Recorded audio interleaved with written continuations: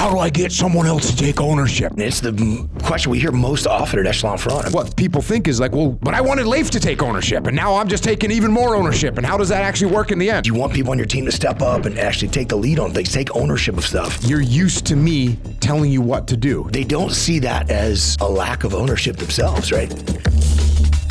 All right, so the question, the thing that people will they'll get driven crazy by is this idea of how do I get someone to take ownership? After someone works and tries to implement extreme ownership, eventually they get to this point where it's going to drive them crazy because they're starting to take ownership and they feel like they're an island doing it alone. So they come back to us and they go, how do I get other people to take ownership? So that's what we're dealing with. And we deal with this a lot. And there's actually a couple different techniques that are kind of come into play here. The first one being, and the most common answer that we give in most scenarios is someone says, oh, how do I get my team to take ownership? The first thing we say to them is, you got to take ownership yourself. So what that means is if you work for me and we failed to get the project done on time, what I say is, hey guys, I did a bad job. So what we do is, I'm going to take ownership. So we tell them, you need to take ownership. If you take ownership, other people will start to take ownership. So when you and I are on a project and we fail to get it done on time, I say, hey, Leif, I did a bad job explaining the timeline. I don't know if I gave you the resources that you needed. Therefore, we're not getting this project done on time. Here's the things that I'm going to do different next time to make sure we make it happen on time. That's the first method, right? Now, what that does is, and it's a little bit counterintuitive, is because what people think is like, well, but I wanted Leif to take ownership, and now I'm just taking even more ownership. And how does that actually work in the end? Well, how it works in the end is, if you're a normal person, Leif Babin, normal person, and I'm your boss, and I come in and say, hey, I didn't give you a clear enough timeline. I didn't tell you how important it was, and I don't think I gave you the support that you needed. Most people, not all people, but I would say a solid 75, 80% of people, they say, hey, you know what, Jocko? This is what you would say back to me. Hey, you know what? I actually understood the timeline, but I didn't get to work quick enough. And then when I did start working, I got distracted by a couple things. And yeah, I did need more support, but I never told you about it until it was too late. So next time I'll make those changes and we'll do better. That's 75, 80% of people. That's why sort of our first pass with someone, when they say, how do I get someone to take ownership? We say, you need to take ownership yourself. That's kind of the first initial immediate reaction to get people to take ownership. And it is extremely effective. It's extremely effective. Where we get into a little bit more of it's not an advanced answer. It's just a different situation. And that is, Leif, it's not that you did something wrong. It's just that you're not stepping up and making things happen. So we got a project to do, and I say, hey, Leif, we got this project. And you say, okay, when do you want me to start? And I say, well, I want you to start on Tuesday. And you go, okay, who do you want me to bring to make it happen? And I say, well, use Fred and Jessica and Mike. And you go, okay. And you say, when should I order the supplies? And so you're not taking ownership, right? You're used to me telling you what to do. So this is kind of a different situation. There's not been a mistake made. This is just normal everyday life. You're not talking about taking responsibility. You're talking about, you want me to step up and take the lead on something, and I'm not doing it. Exactly right. So how do I get you to do that? I actually give you ownership. So this is like the other answer we will give is, oh, you've got a team and they're not taking lead. They're not making things happen. That's when I say, hey, Leif, we've got this project due. How do you want to run it?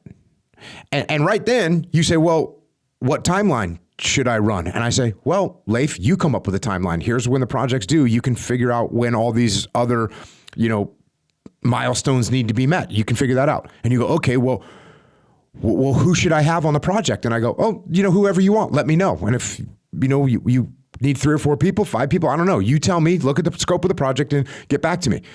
And then you say, well, what about supplies? When should I order supplies? And I say, well, the way the supply chain works, go ahead and let me know. So I'm giving you ownership. And again, 75, 80% of people, when they have the opportunity to take control of what's going on in their world, take ownership of a project and lead, most people want to do that. And this is everybody. It's 80% of people, including your kids, including your teammates, people that work for you, your peers. People generally, if they have the opportunity to step in and control their destiny and take ownership of something and lead, they'll do it. Usually in these cases, they're suffering from some kind of a leadership post-traumatic stress disorder where, Leif, the last person that you worked for was some tyrannical micromanager, and that person never let you do anything, never let you step up. And guess what? You get put into that habit, and I've got to actually train you in the other direction. So out of the gate, those are two scenarios where people ask us, how do I get someone to take ownership? And those are the solutions. There is one more situation that occurs, and that is, like you said, a mistake has been made. And now I want, to make sure that you understand, like, hey, this is my responsibility too. So this is that 20% of the time where I say, hey, Leif, I should have done this and I should have done that and I should have done something else. And you say, yeah, you're right, you should have. And I say, great. Now, here's where we can get into some earnest questions. When I say, so Leif, I wasn't on the ground with you guys doing that project. How often were you interacting with the contractors that we had? And you say, well, I was checking in with them once every 2 weeks. And they weren't meeting their milestones. Well, no, they weren't. Well, do you think that was a good way to do it if you're only checking their progress every 2 weeks? And you say, well, yeah, next time it probably should check in more often. Like maybe, every other day. Oh yeah, that makes sense. And what you've just done then is you've said, oh, here was a problem. I asked you some questions about the problem, and then you took ownership and provided a solution. So it's not like I get some eureka moment where you say, you know what, Jocko, you're right. I'm taking ownership of the way the contractors behave. We don't need that. What we need is recognition from you that, oh, there was some things that you could have done to do better, and next time you can make those changes. Now, if I went with another methodology, which is, hey, Leif, you didn't check in with the contractors often enough. What you're going to do, again, most people in that situation, they're going to get defensive. And they're going to say, well, how am I supposed to check in with the contractors every day when you didn't give me enough people and I was out doing this other work? And now we are not solving the problem. We're just arguing. So that's the other scenario in these 20% cases where people aren't really still understanding this mindset and taking ownership. Asking some earnest questions will get them to a point where they say, okay, here's some things that I could have done differently. I think what's fascinating to me about the question, it's the question we hear most often at Echelon Front. I mean, it's people love the concept of extreme ownership. People have read the book. They've listened to the Jocko podcast. They've come to Extreme Ownership Muster, and they can give us a textbook definition of what extreme ownership means. There's nobody else to blame, no excuses to make. You got to own everything in your world, not just what you're responsible for, but everything that impacts your mission. And yet, they're asking about how I get other people to take ownership. How do I get the people on my team? How do I get my kids? How do I get my spouse to start taking ownership? And they don't see that as a lack of ownership themselves, right? Instead of actually looking at it, well, what are you doing? If someone is on your team and they're not doing what they're supposed to be doing, you are responsible for them. If I can't get my kids out the door on time, and because they didn't get their stuff ready the night before like I told them to, and they didn't get the car when I told them to in the morning, they're kids. I'm responsible for everything they do. I didn't go and check and made sure they had their stuff ready the night before. I didn't make sure that they put their stuff in the car early and we were able to leave on time. So I think it's just this acceptance that extreme ownership means that you got to own it all and not blame other people. And that's in our nature. And I think the same thing is true for the other scenario you gave, which is when people aren't stepping up to take the lead on something and you need them to. I think a lot of people just think they're doing a good job by, hey, boss, what do you want me to do? Here's a problem. How do I solve it? Or, hey, you give me a task, I do the task, and now I wait for the next task. And that's so frustrating for people because you want people on your team to step up and actually take the lead on things, take ownership of stuff and run with it. And who's responsible for training and mentoring them and showing them that that's what you need them to do?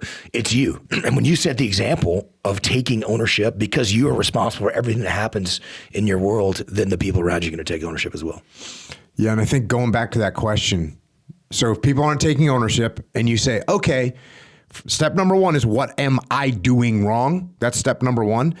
And then probably, most likely what you're doing wrong is, in the first case, you're trying to blame people. So I'm going in and saying, Leif, you failed to do this right. You messed this up. Take ownership of it.